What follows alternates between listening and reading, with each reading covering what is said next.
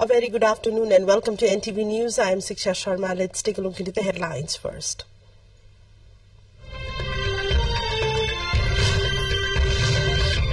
Government forms a three-member high-level commission to probe the Bal Kumari incident. Former High Court Judge Shekhar Paudel-led commission given a month's deadline.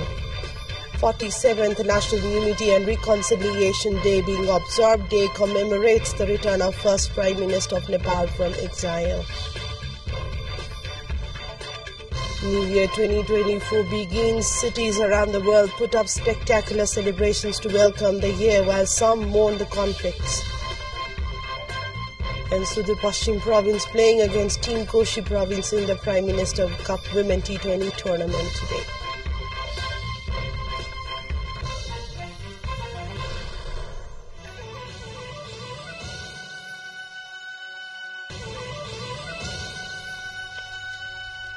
Welcome back to NTV News. We take a look into news in detail. Now, the government has formed a probe commission to investigate the Bal Kumari incident. A three-member probe commission has been formed under chairmanship of former Judge of High Court Shekhar Paudel.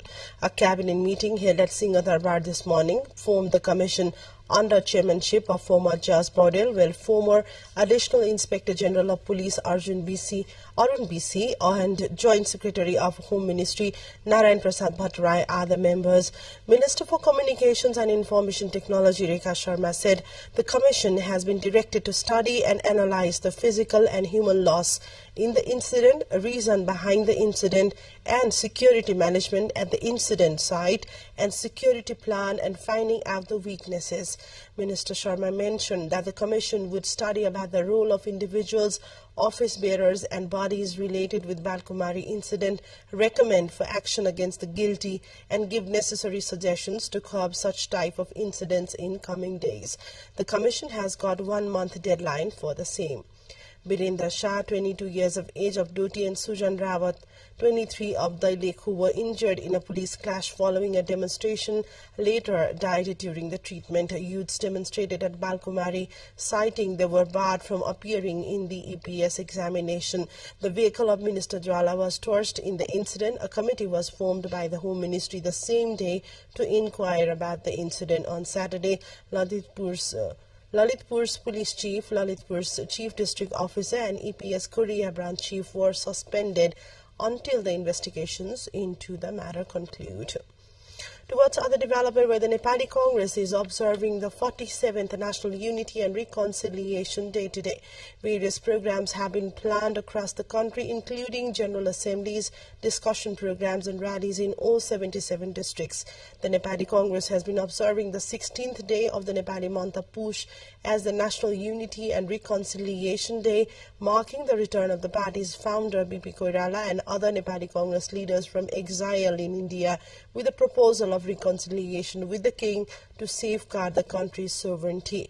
Upon return home, Koirala, Garishman Singh and other leaders were arrested from Tribhuvan International Airport and imprisoned again at Sundarijal Jail. The Sundarijal Jail has now turned into a museum. An event has been scheduled at Nepal Academy of Kamaladi in Kathmandu in the afternoon today, where top leaders of different political parties who have contributed to democratic movement and members of Comprehensive Peace Accord would attend the function. 2 pedestrians died in a car accident at Nepalgunj of Baki on Sunday night. The deceased has been identified as Asta Shah, 24 years of age, of Nepalgunj Sub-Metropolis 13, while the identity of another deceased has not been ascertained yet.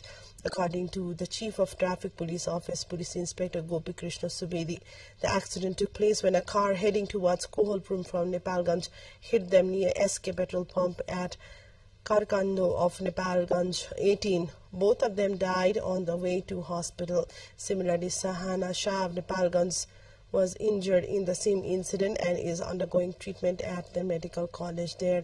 Police have started further investigation into the incident by arresting 2 persons who were in the car.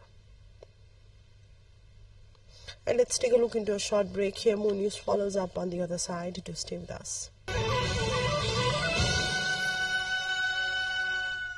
Welcome back to NTV News. We take a look into more developments. The people affected by the November 3rd earthquake in Rukum West have received the first tranche of monetary assistance meant for building temporary shelters.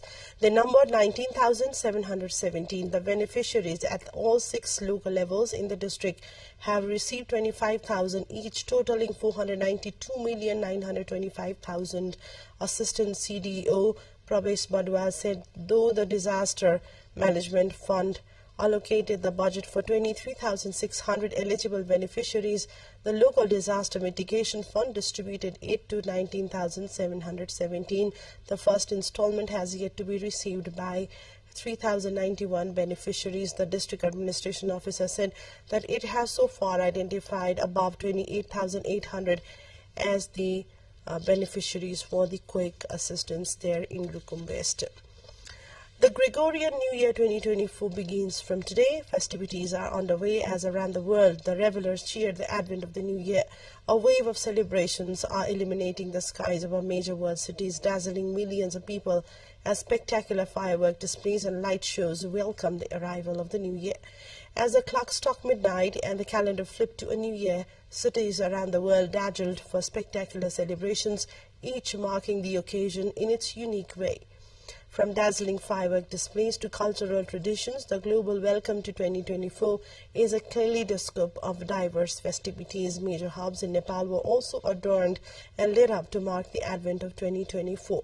Sydney and Auckland were among the world's first major cities to ring in 2024, with revelers cheering spectacular fireworks displays that lit up the skies over Sydney Harbour and New Zealand's tallest structure, Sky Tower. The ongoing wars in Ukraine and Gaza and heightened tensions in parts of the world are affecting this year's New Year's Eve celebrations in a myriad of ways. Many cities were deploying extra security and some places cancelled New Year's Eve events altogether. Tens of thousands of people also celebrated from across the globe the advent of the New Year 2024.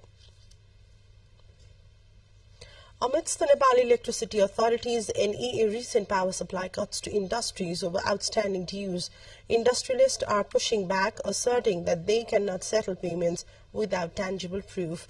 As the NEA proceeds with the disconnection of power to 61 industries for alleged non-payment, industrialists have collectively argued that they cannot be expected to pay for electricity they have not consumed. Speaking at a joint press meet of the 61 industries, the industrialists demanded a meter reading, TOD, as proof of their outstanding payment. NEA claims the 61 industries are yet to pay over 22 billion rupees tariff to the authority for electricity supplied through dedicated lines. Industrialists say the said amount includes the cumulated interest, stating that they are being treated like criminals by the state. They have demanded constituting a high-level commission to fetch a resolve to the issue. On the other hand, NEA Executive Director Kulman Gising says the arrears will be collected with evidence. Gising said the power cut-off followed non-abidance of NEA's frequent request for payment. And let's take a look into yet another break. Stay with us for more update in the international front.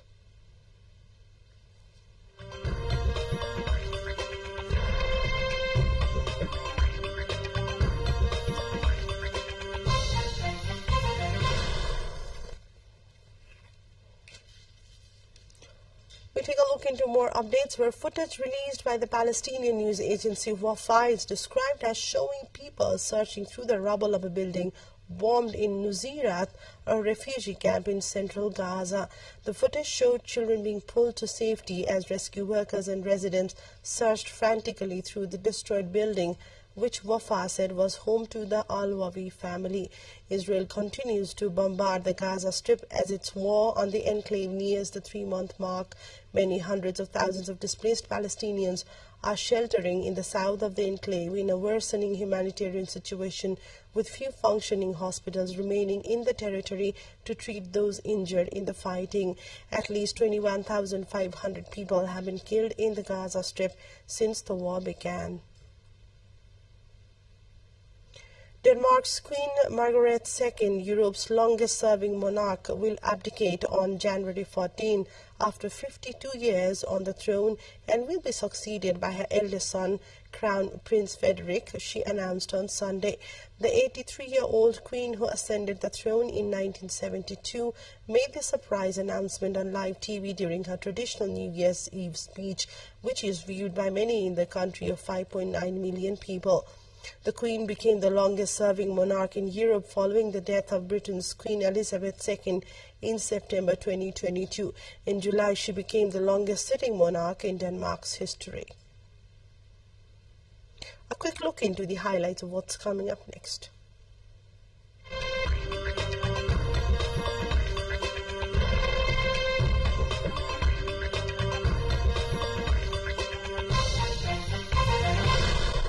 The Indian Space Research Organization ISRO successfully launched X-ray polarimeter satellite XPOSat from the first launch pad at Sriharikota in Andhra Pradesh. The launch of XPOSat marks India's first satellite launch in 2024 and comes after the Chandrayaan-3 and Aditya L1 mission by the Indian Space Department.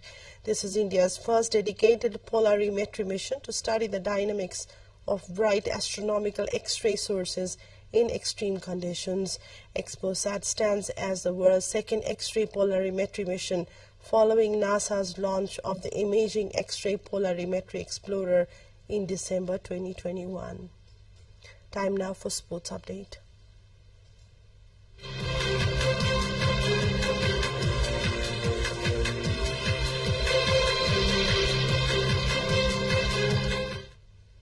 Sudar Pashchim province is playing against the Koshi province today in the ongoing Prime Minister Cup Women T20 tournament. Earlier yesterday, the team Sudar Pashchim province defeated Bagmati by 9 wickets, entering the qualifier round. It managed to score the target of 100 runs at the loss of 1 wicket in 14.3 overs. For the victory of Sudar Pashchim province, Bindu Rawal managed the highest 54 runs, while Samjana Kharkap played not out with 21 runs in bowling to make its position secured for the final. The Sudar Pashchim is now today playing against the Koshi province. The Koshi province was defeated in the first round of the qualifier match. And this brings us to the end of the bulletin. To wrap up, a quick reminder of the top stories so far.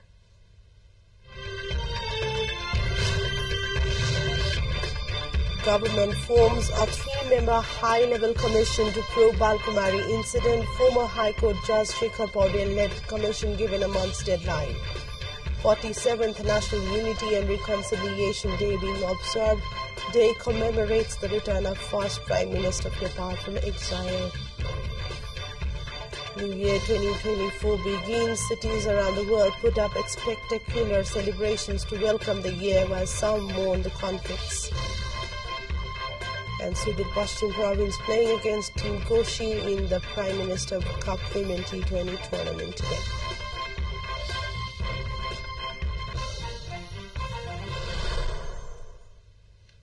That's all for now. Thanks for watching. Have a great day ahead and namaste.